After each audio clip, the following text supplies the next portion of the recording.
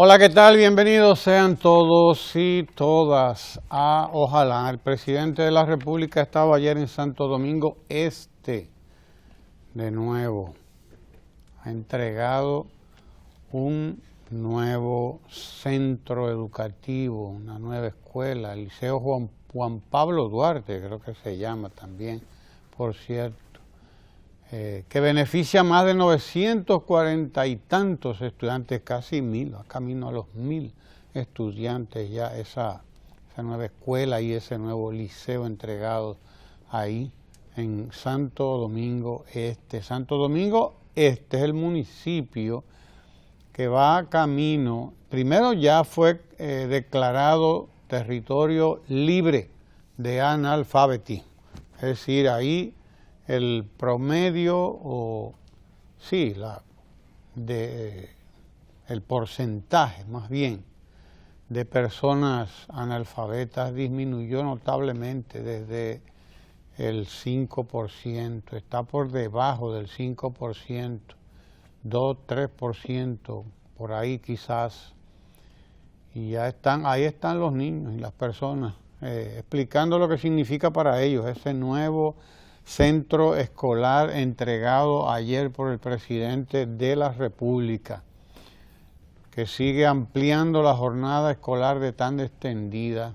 Santo Domingo Este es municipio, repito, declarado libre de analfabetismo y se encamina a ser municipio de jornada escolar de tanda extendida en prácticamente todos sus centros. Van quedando pocos ya. Van quedando muy pocos que no están aún en la jornada escolar de tanda extendida. Me gustaría que me consiguieran los testimonios de las personas que fueron entrevistadas, que dieron su testimonio a los periodistas de la Dirección de Comunicación de la Presidencia. Hay un pequeño video que salió ayer, puesto a circular ayer por la DICOM, que me gustaría que lo consiguiéramos para que vean ustedes lo que significa este nuevo centro escolar para estas personas.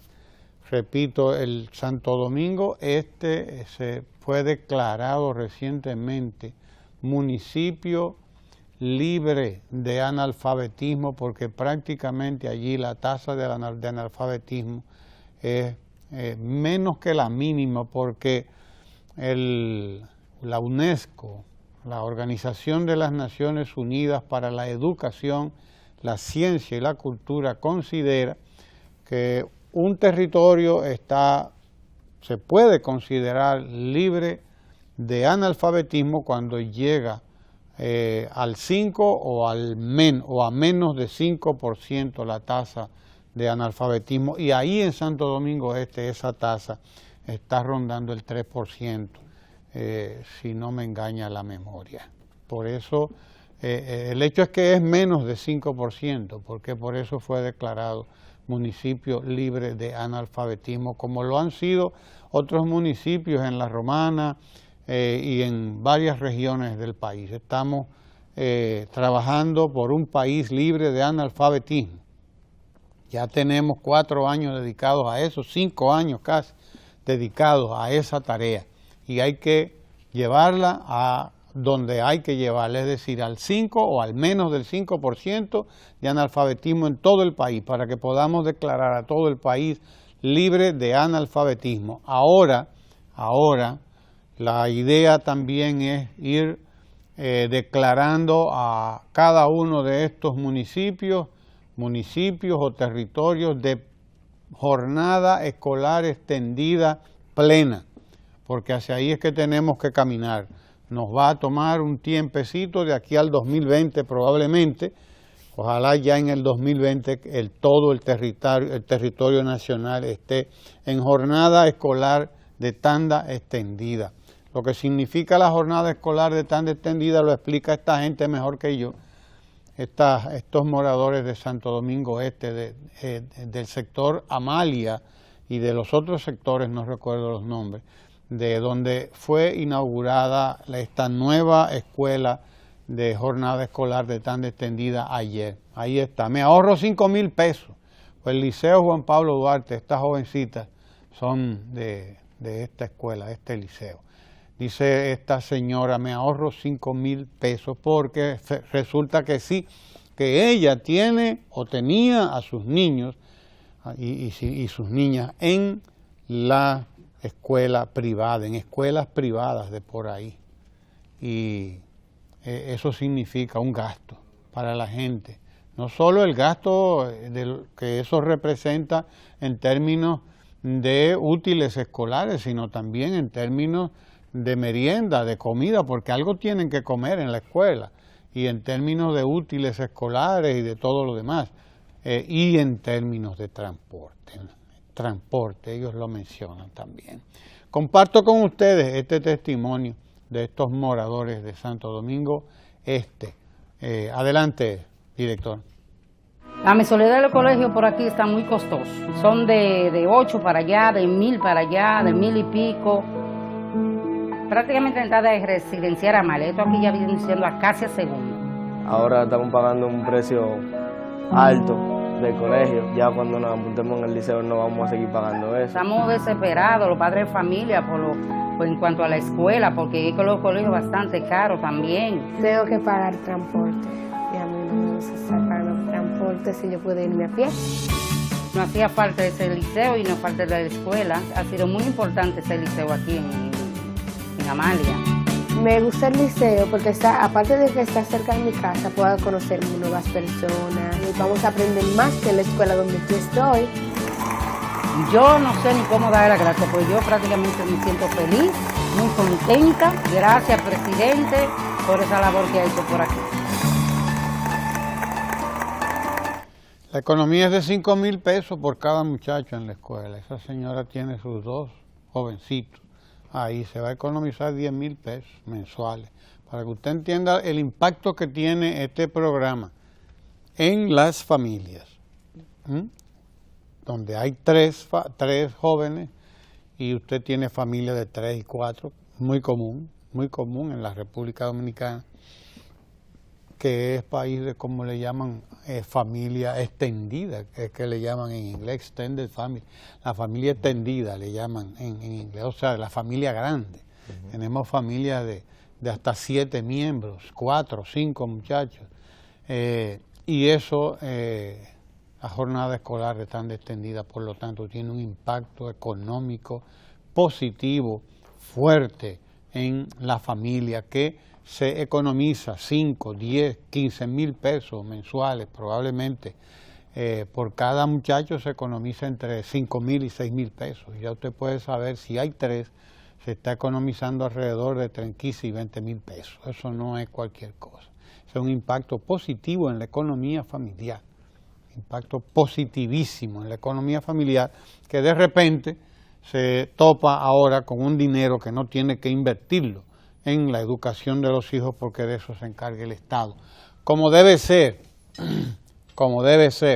en los países donde se respetan las clases dominantes, los ricos, donde se respetan los ricos, también, o sea, ellos se respetan. La gente tiene acceso a la educación gratuita, no existe prácticamente la educación privada.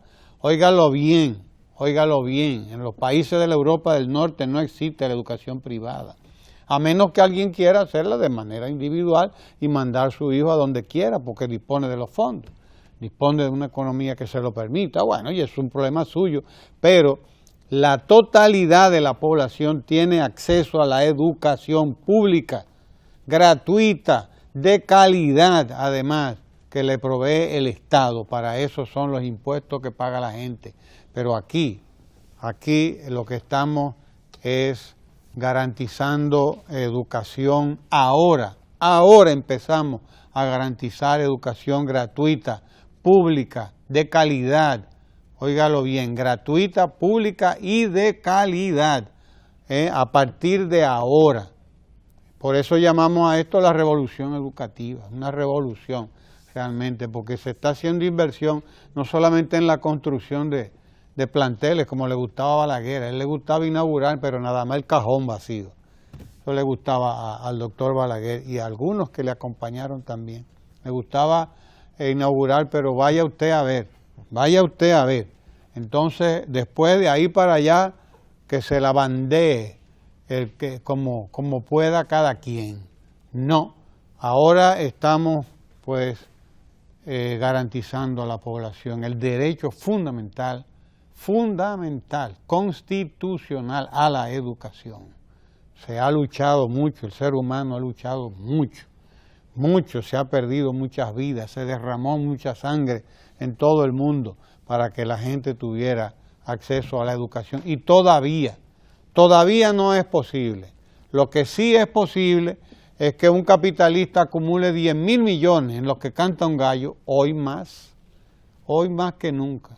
Puede cualquier capitalista acumular 10.000 millones, 20.000 millones, 1.000 millones, lo que sean millones, no importa, y tener el mundo lleno de analfabetos, continentes prácticamente enteros, analfabetos. Esto es una barbaridad, este sistema económico instaurado por, vaya usted a ver quiénes. Nosotros estamos rompiendo aquí las cadenas de la ignorancia, de la falta de educación, de la falta de salud, de la falta de empleo, y hay que seguir en esto. De ahí la importancia de esta jornada escolar de tan extendida, que va a garantizar a todo dominicano que nazca, nacerá de aquí en adelante con la educación garantizada.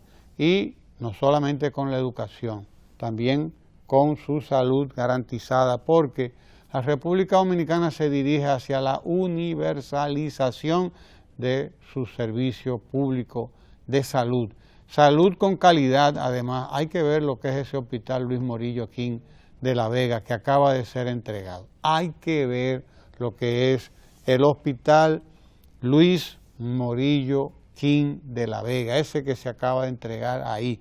Un hospital de última generación, con todo lo último en tecnología, toda esa parafernalia, como se llama, a todos los instrumentos que se utilizan para garantizar la salud de la gente. Hay que ver, ahí no falta nada en ese hospital público, que la gente llama clínica, porque tiene la idea de que la clínica privada era lo máximo, la clínica privada. Hoy tenemos hospitales que tomaría muchas clínicas privadas, como les llaman, o centros privados, tener las condiciones que tienen estos hospitales. Hacia ahí nos dirigimos también. Primero hacia la educación pública, general, total, nacional y de calidad y gratuita para todo el mundo, y también hacia el Servicio Nacional de Salud, hacia la salud para todo el mundo. El que no lo tenga por el sector privado, porque tiene un trabajo en el sector privado o porque tiene un empleo en el sector público, lo tendrá en el régimen subsidiado. Tendrá acceso a la salud en el régimen subsidiado, el régimen que sostiene el gobierno, porque cada año ingresan en ese salud, en ese sector, en ese régimen contributivo, no el contributivo sino el subsidiado del Estado, están ingresando cientos de miles de dominicanos, y al 2020 por lo menos el 95%, el 99%, ojalá y sea el 100% de los dominicanos y las dominicanas tendrá garantizada también salud gratuita, salud de calidad, además como lo establece la Constitución y como lo soñaron los padres de la patria a propósito del mes de la patria, porque estamos en el mes de la patria, dicho sea de paso, que comenzó el 26 de enero, día del nacimiento del patricio Juan Pablo Duarte, y continúa todo el mes de febrero. Así que buenas cifras, buenos datos para este mes de la patria. Estamos construyendo la nueva patria, la patria que soñaron los trinitarios. Una patria que no sea de nombre y que no sea un pedazo de tela nada más, que es muy importante, la bandera, pero eso es una tela. Si usted no le da sentido, si usted no le da contenido reivindicativo a eso, eso no es nada. Eso no es nada. La patria, la independencia, la democracia son palabras. Si usted no las acompaña precisamente de educación gratuita y de calidad para toda la población, oportunidades de trabajo para toda la población, oportunidades de educación, oportunidades de todo tipo para la población, salud para toda la población. Eso es lo que es una patria verdaderamente liberada como la soñó Juan Pablo Duarte y como la soñaron Hostos, Juan Bosch y Luperón. Eso es lo que es realmente democracia. No es votar cada 4 años y echar un papel en una cosa, eso lo hace cualquiera. Eso lo hace cualquiera y hasta algunas dictaduras lo garantizan. Vaya usted a ver. Vaya usted a ver. No. A todo eso hay que acompañarlo. ¿De qué? De eso. Del derecho y de los derechos de la gente a vivir con decoro, como decía Martí, a vivir con dignidad, a desarrollarse a plenitud.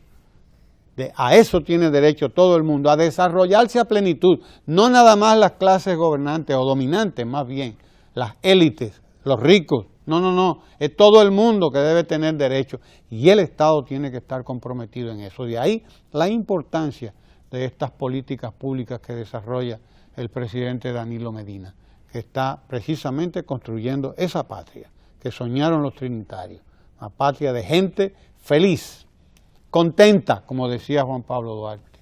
A lo único que aspiro es a verlos felices, unidos, decía, y contentos, decía. Y para estar contentos, precisamente, hay que tener eso seguro, es decir, las condiciones de existencia garantizadas. Y esas condiciones de existencia no son otras que la salud, que la educación, que el trabajo y la oportunidad que usted necesita para desarrollarse a plenitud, como ser humano, plenamente.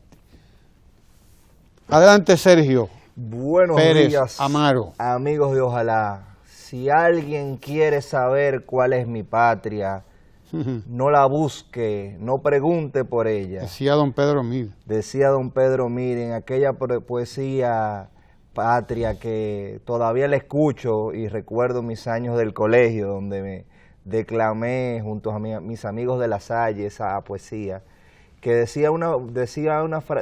tenía un verso muy chocante que decía: si alguien quiere saber cuál es mi patria, no la busque, tendría que luchar por ella. Sí.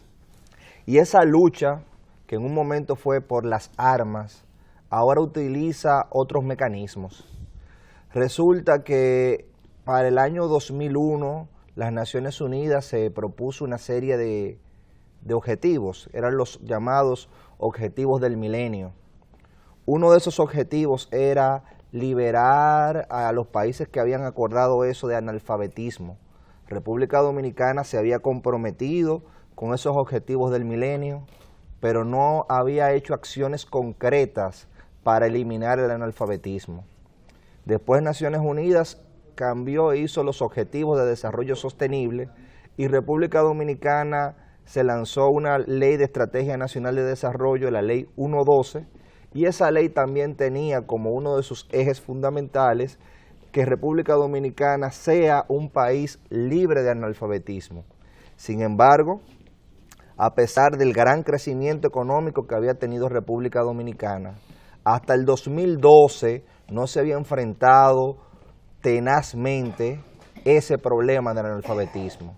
Y hoy, gracias a Dios, estamos avanzando para poder decir que República Dominicana va a ser un país libre de analfabetismo y va a cumplir esos derechos esenciales y básicos. O sea, ahora mismo el problema debe de ser cómo logramos la alfabetización digital, que ya se está trabajando en eso, pero todavía estamos luchando con el analfabetismo. Cuando se mencionaba el tema de que nosotros como país estamos obligados a completar la obra de Hostos, yo recordaba qué deuda social tiene que tener un gobierno y un partido como el de la Liberación Dominicana con Hostos si Juan Bosch dijo que él nació 2 veces, cuando nació biológicamente y cuando en Puerto Rico tuvo la oportunidad de conocer la obra de Eugenio María de Hostos? En ese sentido, Eugenio María de Hostos inició una transformación en la educación dominicana, es prácticamente el padre de la educación dominicana, con la escuela normal y con la formación de un grupo de maestros, entre quienes estaba Salomé Ureña de Enríquez, y un grupo connotado de muchísimos intelectuales que realmente hicieron la diferencia. Sin embargo, el sistema hostosiano fue sacado de las escuelas y República Dominicana, como bien señalaba el profesor Ramón Tejeda, resulta que tenía muchas aulas, hizo sobre todo en los 12 años de Balaguer un programa de construcción masiva de aulas, pero eran cascarones en blanco, eran elefantes blancos, donde no se preocupaban por las mínimas condiciones que tenía la escuela para poder desarrollar su misión. En ese sentido tenemos lo siguiente: es una aberración que los jóvenes tuvieran que ir a liceos nocturnos. Un liceo nocturno, aparte de que no tenía la cantidad necesaria de horas, exponía a los jóvenes a peligros que pues son propios de la noche. No había la cantidad de horas necesarias, pero también había ese peligro. El hecho de que se comenzara a implementar la jornada de tanda extendida y que se hicieran más aulas, eliminó el problema de que una misma escuela tenía una tanda matutina, una tanda vespertina y una tanda nocturna. 3 escuelas. 3 escuelas en una, pero estaba haciéndose sobre la base de disminuir horas de educación. ¿Qué calidad de educación podía tener una persona que recibiera 2 y 3 horas de clase en ese tipo de esquema ya cansado? Porque también hay que decir que ha habido una disminución del trabajo infantil. ¿Qué es el trabajo infantil? Aquel trabajo en el cual los niños se encuentran haciendo cosas en situaciones que lo ponen en vulnerabilidad y que atentan contra su desarrollo emocional y educativo. Ahora mismo todavía hay trabajo infantil, pero no es un trabajo infantil de dominicanos, o sea, se tiene que eliminar. Hay una migración que sigue viniendo y usted se encuentra con todavía niños en la calle que recién vienen, pero niños dominicanos se ha ido reduciendo y se va a seguir reduciendo, porque hay una política migratoria que se está tomando y está esta conquista ciudadana que se llama la tanda extendida.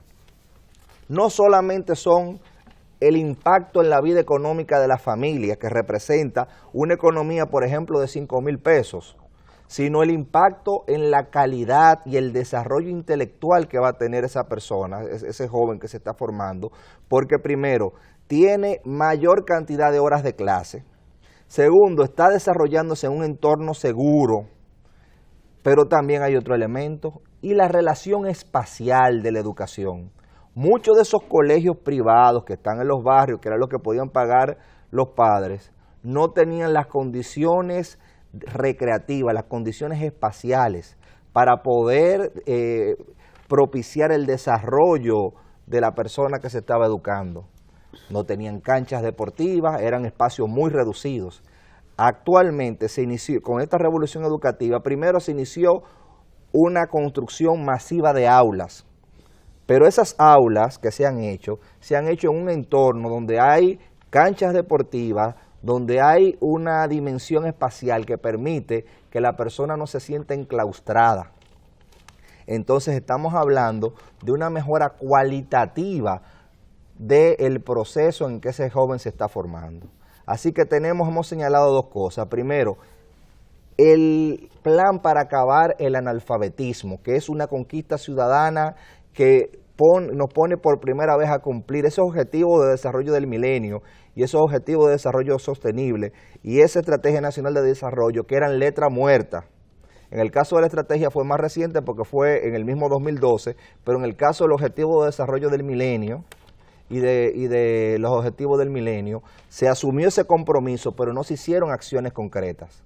En el caso de la revolución educativa, con la construcción de aulas y la implementación de la tanda extendida, aparte de lo que estamos señalando, y de los elementos que tienen que ver con la mejora de la vida de los padres, está también la mejora de la dignidad de los maestros. Ahora, profesionales de otras carreras quieren ser maestros y están haciendo el proceso de habilitación docente porque ser maestro ya no es sinónimo de vergüenza, porque se han ido rescatando las condiciones salariales. Entonces, mientras República Dominicana está haciendo esa revolución educativa, en el plano de la educación superior, seguimos viendo como la Universidad Autónoma de Santo Domingo sigue todavía un grupo de los profesores de FAPRO-UAS empecinado en boicotear el proceso de formación de los estudiantes universitarios de esa Universidad Autónoma de Santo Domingo. Pero ahí hubo una reunión ayer.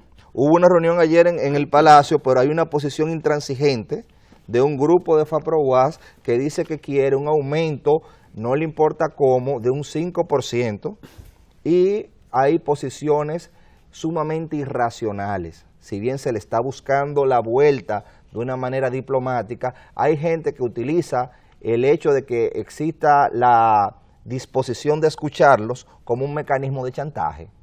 O sea, confunden la decisión que hay o la posición que hay de que se impulse la educación, de que se resuelva el conflicto con una posición de debilidad y siguen queriendo pescar en río revuelto. Entonces yo quiero que los amigos de Ojalá retengan estas dos visiones, la que desde el gobierno se está utilizando para impulsar la educación y eliminar el analfabetismo, y la que ciertos sectores que se dicen progresistas y liberales están desde su óptica de poder, dentro de lo único que controlan, impulsando, que va en sentido contrario, que va en pos de sus intereses particulares y en desmedro de la educación. Bueno, pero esta vez por lo menos, ¿verdad? Hay clase en la UAS, o sea, no se decidieron a paralizar la docencia. Una parte. Bueno, hay una buena parte porque realmente ha habido un grupo de profesores y profesoras que ha estado dando clases en la UAS, y eso es importante, hay que decirlo, porque además a ese grupo de profesores y profesoras hay que felicitarlo, porque han sabido irse en contra de FAPRO-UAS y de sus negociantes, que cada chele que llega a esa universidad lo que quieren es repartírselo. Eso ahí no hay de que nadie pide dinero para investigación científica, por ejemplo, para actualización, para evaluación. No, es para repartírnoslo. Eso hay que repartir, y eso, óigame, es lamentable. Pero hay un grupo ahí de maestros y maestras que ha sabido reponerse, que no se ha plegado a los deseos de PRM, porque también el PRM está metido ahí. Esta gente no sabe hacer política en la oposición. Para lo único que sirven es para eso, ¿entiende? Para estar provocando, vaya usted a ver, y para buscar primeras páginas y buscar ese tipo de cosas, ¿no? Es decir, llevar la política a donde no debe haber política, que eso no es política tampoco, eso es politiquería, para que entendamos. De modo que ha habido ahí un sector que ha permitido que la UAS no cierre en estos días, ha permitido que la Universidad Autónoma continúe dando clases. Allá con su salsa se la coman o se lo coman los que no han querido dar clases. Vaya usted a ver manera de hacer política en la República Dominicana. Apostar al caos. Adelante, diga usted. Bueno, hubo reunión del Comité Político del PLD ayer. Yo no sé si uno, ¿verdad?, tenga que hablar de ese tipo de cosas que son reuniones administrativas de los partidos para mí. Pero aquí a usted lo convierten en una crisis política si usted no se reúne. Oiga usted, este es el único país donde hay que reunirse obligado, cuando dice la prensa, cuando dicen las revistas comerciales, cuando dicen No, los partidos tienen su propia dinámica. Y en el caso del PLD, yo creo que aquí, óigame, no se puede pedir más. No hubo granadazo. ¿Entiende? No hubo granadazo, no hubo silletazo, ahí no ha habido tiro nunca. Usted no ha oído eso nunca en una reunión del PLD, el único partido que ha hecho aquí sus reuniones y todas sus cosas, y usted no ha oído lo que ha oído en otros sitios. Entonces, Por eso yo entiendo que esa es una cuestión casi burocrática, que se reúnen los organismos de cada partido y decidan lo que tiene que hacer cada quien. Eso es. Mire, en el día de ayer, ese grupo de profesores de FAPOROUAS hizo una manifestación frente al Palacio Nacional. Y resulta, y a veces tiene uno la impresión de que ya en 50 años nada ha cambiado, en 40 años nada ha cambiado. No, hay gente que no cambia, medio siglo sin cambiar. Es increíble. Más de medio siglo sin cambiar. Ahora resulta, porque es un saco de charlatanes, ahora resulta que ayer estaban frente al Palacio demandando el 5% para la UAS. Oigan, la reivindicación que levanta. Y esto hay que reírse. No puede con lo que tiene. Esto hay que reírse porque hay que tomarlo a chiste. Porque eso, tanto que pidió usted ese 5%. Bueno, hace 50 años. Déjeme decirle que no ha cambiado esto nada desde entonces. Porque del $500,000, que usted recuerda, del 69, que lideraba el FUS con Artuey de Can a la cabeza, pasamos a la demanda de un 5% que se había establecido por ley para la UAS, que en absoluto tendría nada que ver con el 5% del PIB o del presupuesto de hoy, que se multiplicó, como todos sabemos, pero por mucho, ¿verdad? Y que se haga una manifestación frente al Palacio demandando el 5% para la UAS, es verdaderamente una charlatanería. Una charlatanería que yo supongo que en ningún caso se reunió la asamblea de todos los profesores para decidir que esa va a ser su demanda y que a propósito de esa lucha y de esa demanda ellos van a boicotear definitivamente el inicio de las clases. Porque quiera ser que no, aunque una parte importante del profesorado se ha integrado a las aulas, lo cierto es que persiste una situación de poca docencia o de imposibilidad de llevar a la normalidad la docencia. Y bueno, se seguirán aislando porque no es posible que se pretenda que en 40, 50 años las cosas no hayan cambiado. Y va a ser difícil que la población entienda eso.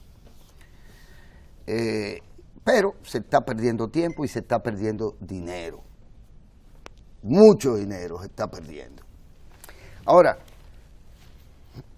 hay que encontrarle la razón política a tal desatino. Porque esto tiene un trasfondo político, evidentemente. ¿Cuál? El de que ellos están dispuestos a fuñir la paciencia. A fuñir la paciencia, porque no se puede decir de otra manera. Presentar esa demanda es una charlatanería, para fuñir la paciencia. Eso no tiene como propósito nada más que eso.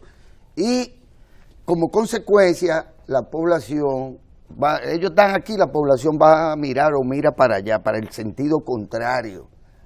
Y le deja de importar también esta actitud de estos irresponsables, porque son unos abusadores además. Ahora, abusador resulta también, abusadora, la actitud del ADP, que quiero que sepan que está llamando en el día de hoy a un paro de las escuelas en Santiago. Se dice, pero ¿qué es lo que está pasando? ¿Cómo es posible que se siga creyendo que el escenario de la lucha política deba ser el de las escuelas? El de una escuela que se está renovando y esencialmente a partir de esa noción sobre la que usted hablaba, de que lo primero que había que restablecer en la educación dominicana, en la escuela dominicana, es la cantidad de tiempo que se dedica a ella. Y hablo de tiempo de aula, de tiempo de enseñanza-aprendizaje, que si acaso era antes de Danilo Medina, 2.5 horas diarias por tanda. Imagínese usted el cacho de analfabeto que podía producir esa escuela. Que hemos producido. Que hemos por producido durante décadas incluso. Entonces, y ahora estamos pagando las sí, consecuencias. Danilo está tomando el toro por los cuernos y lucha contra la expresión más malvada del analfabetismo. Pero resulta ser que tenemos un índice por encima de un 40% del llamado analfabetismo funcional, que es aquel que, bueno, Ricardo conoce muy bien su oficio. Le escribe. A veces, pero no lo force mucho porque quizás nunca ha escrito una carta. ¿De acuerdo? Toda su vida. Toda su vida. Posiblemente en toda su vida. Es así. Entonces, tenemos una acumulación de factores negativos en el tema de la escuela. Pero lo primero era dotar de 28.000 aulas nuevas y se está haciendo. De escuelas dotadas en todo el sentido de la palabra para que ese proceso de enseñanza-aprendizaje se realice atendiendo, si no a 8 horas diarias, a 6 horas diarias, a 5 horas diarias. Vamos a negociar este tema.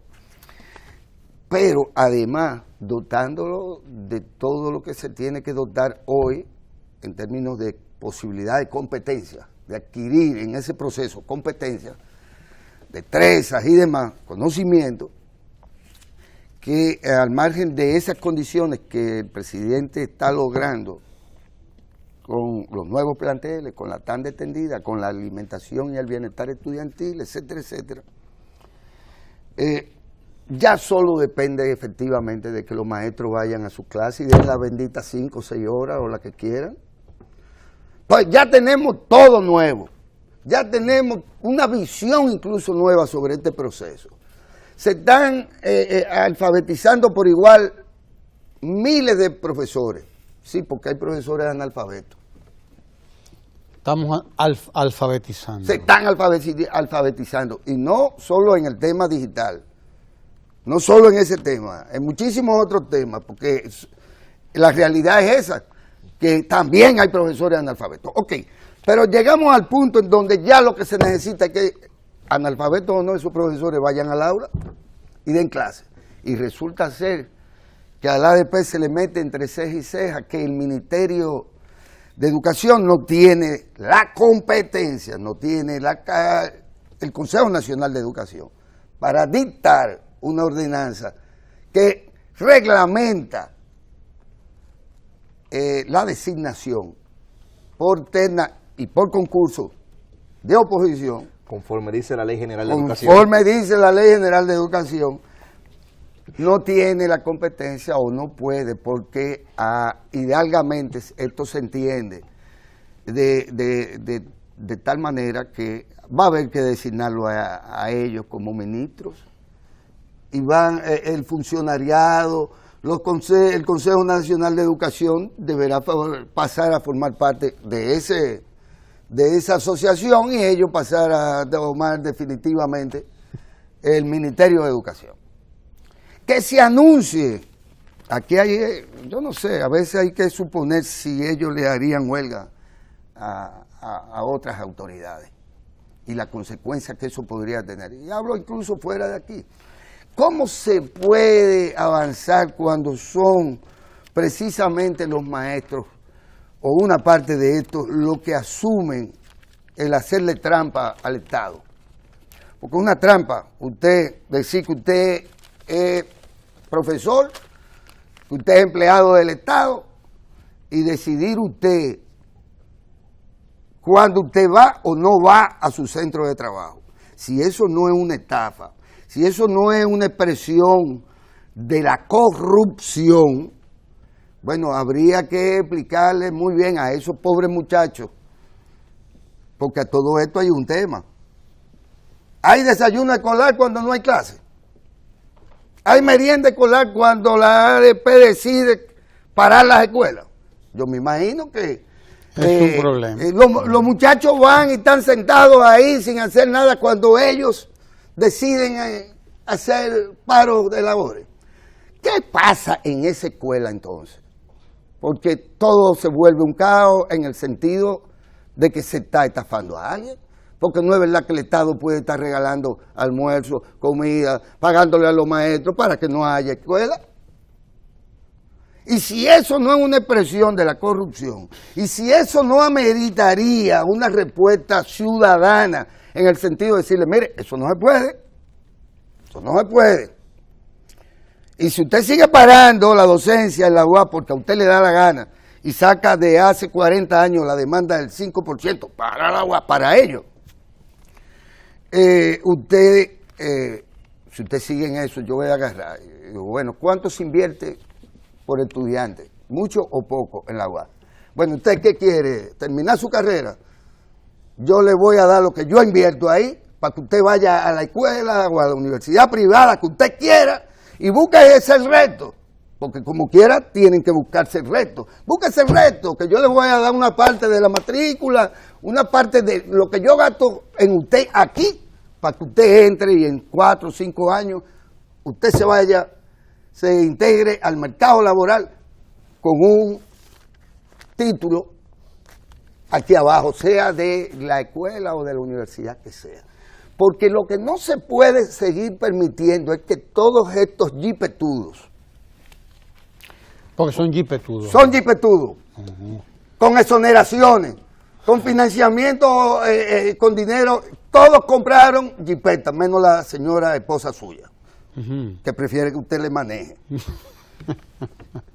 Usted está muy bien informado. Y usted lo que usa es camioneta, no jipeta. Me preocupa esos niveles altos de información. De información, pero ya le voy diciendo, todos son jipetudos, porque tienen las ventajas que no tienen como empleados de las otras universidades, porque a todo esto Ganan el doble y el triple. ganan el doble, el triple, tienen toda la cobertura del mundo y además determinan ellos cuándo trabajan y cuándo no. Espérate, que vayan y hagan eso en AP, que vayan y hagan eso en INTE. Se jubilan y se vuelven a contratar. Sí, para el contrato de investigación. Sí. Hagan lo que ustedes quieran. En la sociedad no puede seguirle permitiendo eso a nadie. Y permitírselo a ellos tendrá que ser permitido que, bueno, que los trabajadores de zona franca vayan y lleguen allá y digan, nosotros hoy no trabajamos.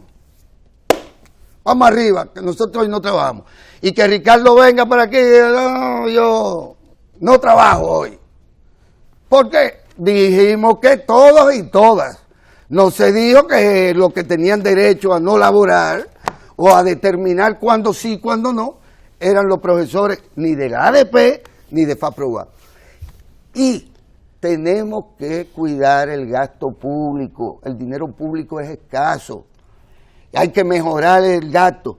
¿Cómo mejoramos el gasto? No desperdiciando elementalmente los recursos con que se cuenta, que siempre van a ser escasos. Pero es inmoral usted pararse frente al Palacio Nacional a decir que el 5% para la UAS y nosotros no damos clases. Vaya usted a ver. Si la sociedad no le... el otro cuento de camino que se han inventado es que el gobierno junto con Educa va a privatizar la escuela. Óigame el razonamiento, que Educa se ha puesto de acuerdo, que es una institución del sector privado interesado en mejorar la calidad de la mano de obra que va a contratar, es lo que está interesado en privatizar esto, en una conspiración en contra de el señor de la Mancha, ¿cómo se llamaba? De Don Quijote y de Sancho Panza. ¿Usted me entiende? Entonces, si no hay una respuesta ciudadana, y cuando hablo de ciudadanía estoy incluyendo a los supuestos partidos de oposición, a los que pertenecen estos señores, e incluyendo al partido gobernante, porque resulta ser y viene el caso que el tal Hidalgo es un alto dirigente del Partido de la Liberación Dominicana. Yo no sé si ellos se van a poner de acuerdo en el comité político sobre esa cosa que a ustedes les interesa tratar, pero yo sí sé que deberían ponerse de acuerdo en el comité político con respecto a qué es lo que está pasando en la escuela y en la UAS. Porque se tienen que formular políticas. ¿Ustedes saben por qué? Porque la ADP será la ADP y la FAPROVAS era la... Pero es con los cuartos de nosotros. Es con los cuartos del pueblo dominicano que se está jugando a la politiquería barata, pues son politiquitos, toditos. Juntos los meten y no sale uno que tenga las condiciones de Eugenio María de Hostos que usted estaba hablando de él. No, lo que quieren es ser candidatos todos, es dar el salto social. En eso se convirtió la universidad, en un espacio para brincar la tablita, para llegar a adquirir nombre, y después que adquiero nombre y salgo 8 o 10 veces en un periódico, entonces ya después me puedo candidatear.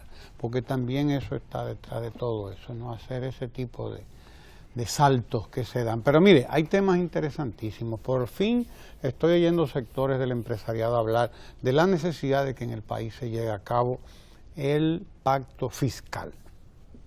Muy interesante eso, interesante. Ellos dicen, este es el momento del ciclo económico para llevar a cabo el pacto fiscal. Pero resulta que la Estrategia Nacional de Desarrollo plantea los 3 pactos.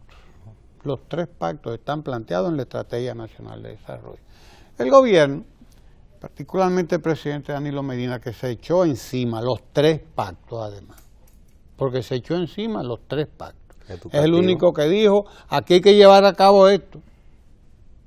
O llevamos a cabo esto, o esto no hay manera de sostenerlo, ¿entiendes? Sobre todo de sostener el ritmo del crecimiento económico, el ritmo del desarrollo del país y de acumulación de riqueza, porque también se trata de eso, de acumulación de riqueza de los sectores que más pueden acumular riqueza. Entonces de lo que se trata es de que los que más riqueza pueden acumular se den cuenta de que ellos también van a colapsar.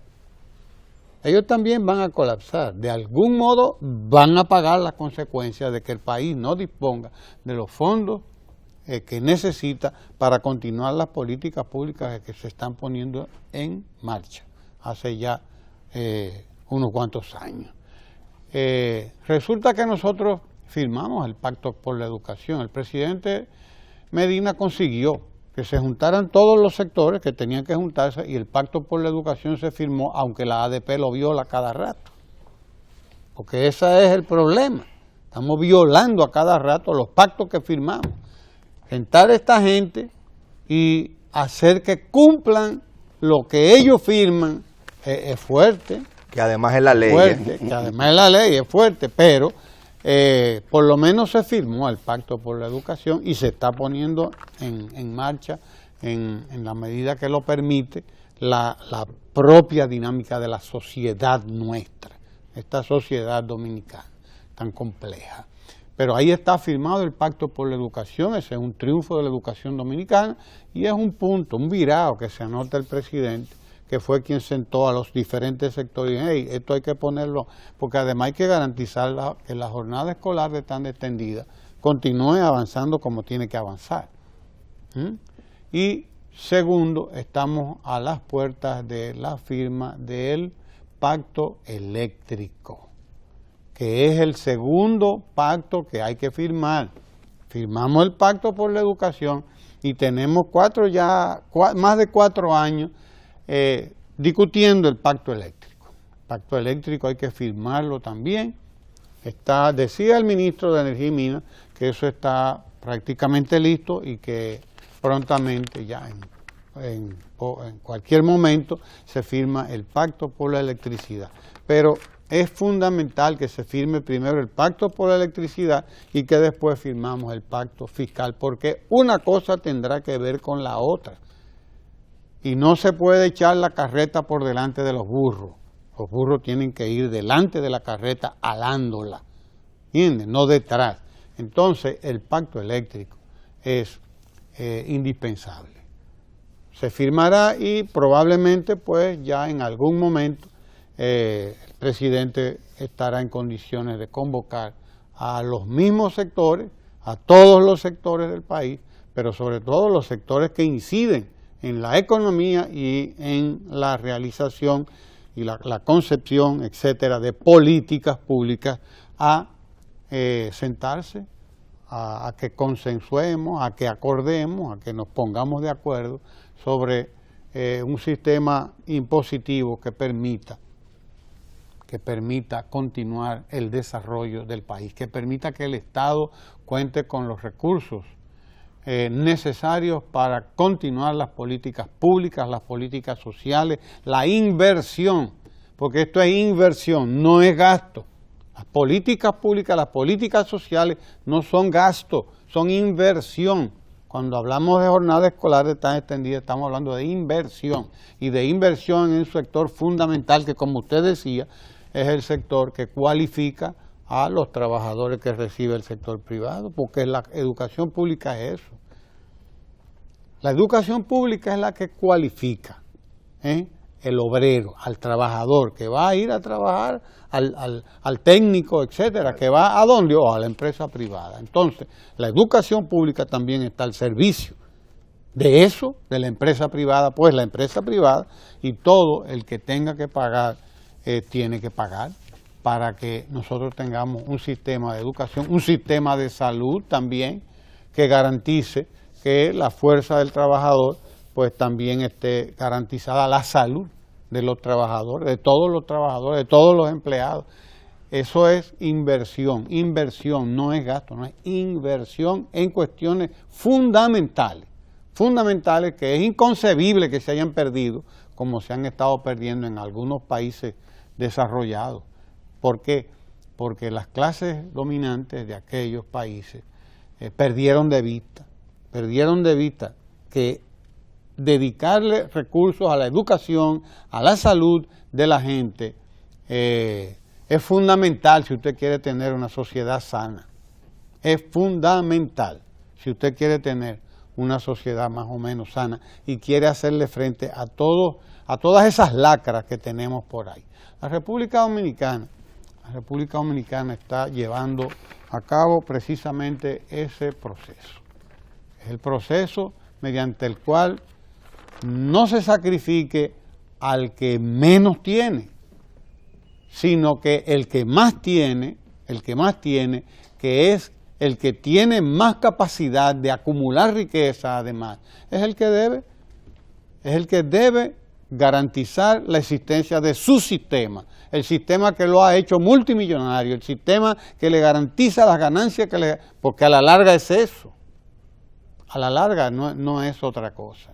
Entonces tenemos que aspirar a un sistema impositivo que sea más justo, más equitativo, que sea además progresivo, no regresivo. Pero bueno, eso es parte de una discusión, y de una discusión que será probablemente tan larga como la discusión del pacto eléctrico.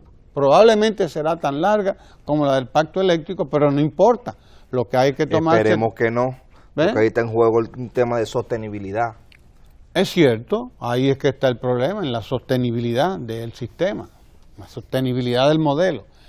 Pero ojalá que nos dure menos la discusión que en el pacto eléctrico, porque el pacto eléctrico se ha extendido y el gobierno ha sido desde luego cauto, no ha querido afectar a nadie y ha además tratado de encontrar la mayor posibilidad de consenso entre los sectores, pero la verdad es que el gobierno también tiene no solamente la posibilidad, sino también la necesidad de que lleguemos a ese consenso, a firmar ese pacto por la electricidad que ya está a punto de ser firmado, para que nos embarquemos en lo que el Banco Mundial trata precisamente hoy, porque el Banco Mundial dice, una de las informaciones más importantes que aparecen hoy, que es ya impostergable el que nos dediquemos a la discusión de ese pacto fiscal. Sí, señor. El informe al que usted hace referencia, cuando habla del Banco Mundial, es el llamado informe hacia un sistema tributario más eficiente. Más eficiente. Que entre otras cosas destaca el hecho de que resulta costoso para el Estado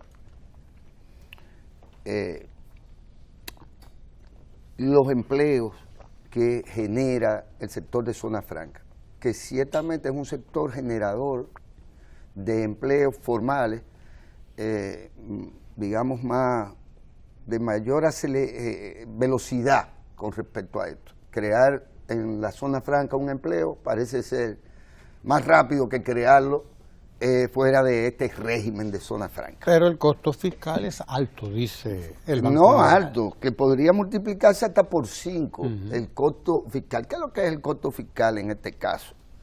Que se atribuye a cada empleo que se genera ahí. Según entienden los economistas, se trata del paquete de exenciones y exoneraciones que recibe este sector precisamente por la generación de esos empleos. Y entonces es discutible la eficacia, según esto. Pero, y eso pone en peligro la sostenibilidad de los programas sociales del gobierno, del Estado Dominicano. ¿Por qué? Por el tema de, entonces, la sostenibilidad fiscal. ¿Qué quiere decir esto? Que si además de que la presión tributaria es de apenas un 14%, una de las más bajas de la región entera, de América Latina, cuyo promedio de la presión fiscal se ronda un 18, entre un 18 y un 19%.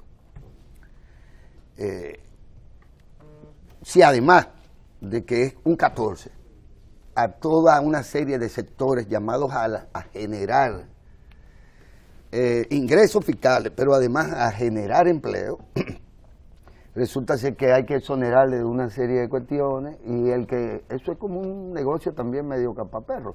Se crea un empleo, pero ese empleo nos cuesta 5 veces lo que le cuesta lo que el Estado deja de recibir cuando Sergio crea un empleo en su MIPYME, en su pequeño negocio, etcétera. Cuando genera él un empleo, bueno, le cuesta 5 veces menos al Estado eso. Y si se formaliza el empleo, pues evidentemente que el Estado recibe a través de ese empleo, recibe fondos que tienen que ver con la seguridad social, que tienen que ver con el Servicio Nacional de Salud, que tienen que ver con las políticas del Gabinete de Políticas Sociales, porque los recursos, hay que pagar la deuda social. Hay que cumplir la Constitución de la República. ¿Y cómo usted la cumple si usted no tiene recursos para ello? Por eso a veces pienso que el que diga que no hay recursos para la UAE, mejor cerrarla. Mejor cerrarla, insisto, y no seguir tirando por el 8 o 9 mil millones de pesos cada año. Con una tasa de retorno social muy baja, porque ¿qué cantidad de profesionales egresan anualmente de la Universidad Autónoma de Santo Domingo? No, es de donde más egresan, pero la pregunta proporcionalmente sería, no lo es. Sí, incluso proporcionalmente la capacidad de generación de profesionales es indiscutible en esta. Lo que pasa es que cuando ese profesional va con su título de la Ucamaima, de la Católica, de la de AP, de INTE y de la UA, resulta ser que el de la UA hacen así,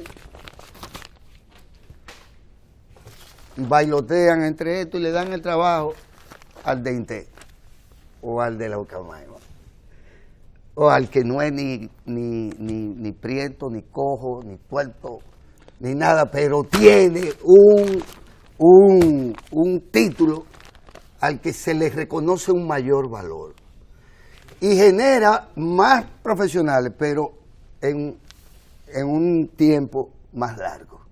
A eso te iba. En ¿no? un tiempo más largo. El promedio de la gente, de la cantidad de estudiantes que entran y la que salen anualmente es más bajo, porque hay una mayor duración. Y yo como guasdiano debo de decir que la UAS tiene muchísimo talento a nivel individual, que tenemos que luchar contra la irresponsabilidad de muchos profesores. Hay otros que son muy buenos, pero hay muchos que son irresponsables. Yo recuerdo en una ocasión de vagabundo, que nosotros tuvimos que ir representando a la universidad a una competencia internacional donde no recibimos ningún tipo Eso de deben ayuda de la someterlo universidad, a un proceso pero cuando de ganamos la evaluación. competencia, y querían venir las autoridades que no nos habían ayudado a figurar con nosotros en la foto. Y en esa competencia, que era internacional, nosotros tuvimos mejor como Universidad Autónoma de Santo Domingo que otras universidades privadas, incluyendo UNIBE. Claro. Entonces, había un esfuerzo individual de gente que venía muy de abajo, muchos de ellos que son jueces, y que no se correspondían con el esfuerzo que hacían muchos profesores, que de 4 horas de clase nos daban una, que algunos se ponían a leer el periódico, yo lo veo hoy impulsando proyectos políticos, y que son disque de izquierda, pero su izquierda consiste en posicionarse en todo en contra de todo lo que se esté haciendo para atender su propia agenda particular. Y son izquierda, pero no comulgan con los ideales de izquierda, sino con las exoneraciones que le permiten tener una jipeta y a veces hasta enamorar a las muchachas que estaban allá fuera de todo marco ético. Y usted lo ve oponiéndose y denunciando corrupción. Sin embargo, son los primeros sinvergüenzas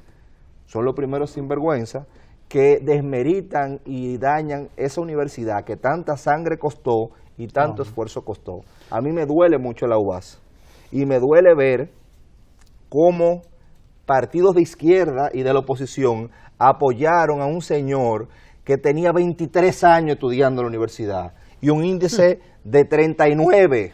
Y está preso por estafa. No, ese otro que también lo apoyaron. Caramba. Es que son sistemáticos en apoyar a lo malo. Entonces uno dice, mientras hay una revolución educativa por un lado, hay un boicot de organismos que se unen para violar la ley. Yo me pregunto inclusive, ¿hasta qué punto es legal que la ADP como gremio, una institución que goza de reconocimiento, se articule para mandar a violar la ley?